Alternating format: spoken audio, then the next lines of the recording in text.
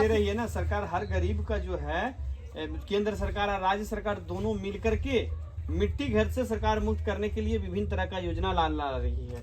ये विभिन्न तरह की योजना निकाल रही है, लेकिन वो योजना इस गांव तक पहुंच रही है या नहीं, ये चीज सच्चाई हम आपको दिखा रहे हैं। ये साथियों जोहार, नमस्कार, मैं विकास कुमार और आप देख रहे हैं लोकतंत्र। साथियों, आज से कुछ माह पहले झारखंड सरकार के द्वारा आपकी योजना आपकी द्वार का एक कार्यक्रम रखा गया था और हर पंचायत तक इस योजना के तहत लोगों की समस्या का समाधान की जा रही थी। हालांकि आपकी योजना, आपकी सरकार की जो कैंप लगा हुआ था, उस कैंप के माध्यम से इन गरीबों तक कितनी, उस कैंप के माध्यम से इन गरीबों को मदद मिली, इन सारी चीज़ों की बात हम इस वीडियो में करेंगे। साथियों, हमारे पीछे जो ये घर दिख रहे हैं वो काफ़ी, घर का स्थिति जो है वो काफ़ी जर्जर हो चुका है और ये घर वैसे लोग का जर्जर हो चुका है और इन लोगों का कहना है कि हम लोग लगातार आवास के लिए आवेदन किए हैं, लेकिन अभी तक कोई सुनवाई नहीं हो पाया है।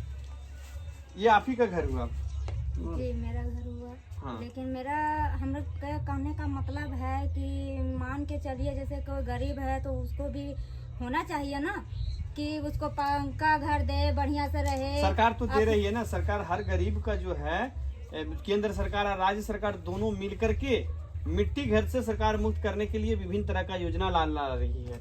इस योजना आप तक नहीं पहुंच पा रहा है, आखिर क्या कारण रहा?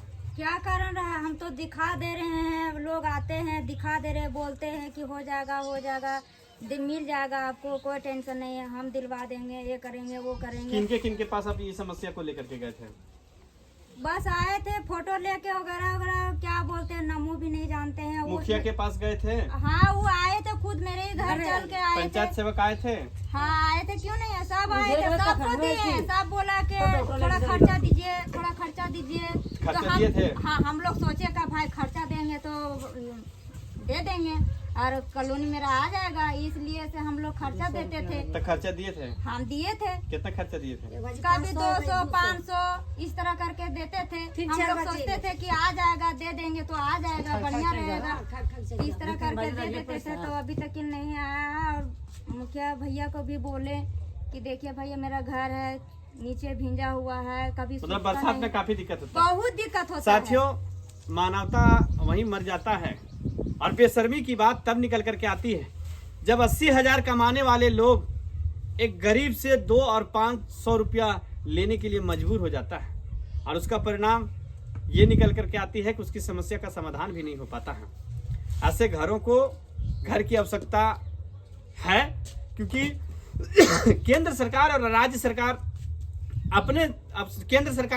सरकार के द्वारा अनेक प्रकार की योजना निकाली जा रही है। इस योजना से मिट्टी घर मुक्त से लेकर के गरीब मुक्त मिटाने के लिए उन लोगों ने विभिन्न तरह की योजना निकाल रही है, लेकिन वो योजना इस गांव तक पहुंच रही है या नहीं, ये चीज सच्चाई हम आपको दिखा रहे हैं। ये योजना आखिर इन गांवों तक क्यों नहीं पहुंच पा रही है, बीच रास्ता से ही क्यों भटक जा रही है?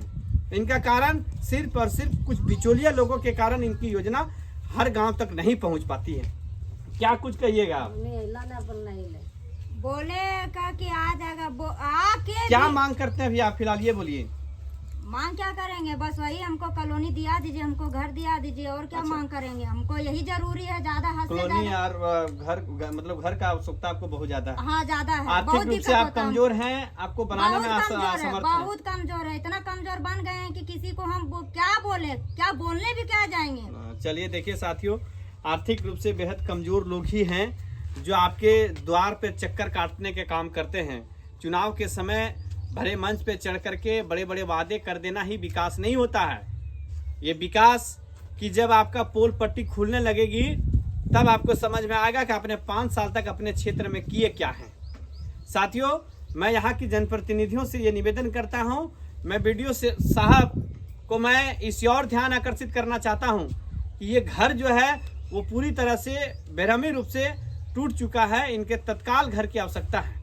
आपको मिलता हूं नेक्स्ट वीडियो में, तब तक के लिए जय हिंद।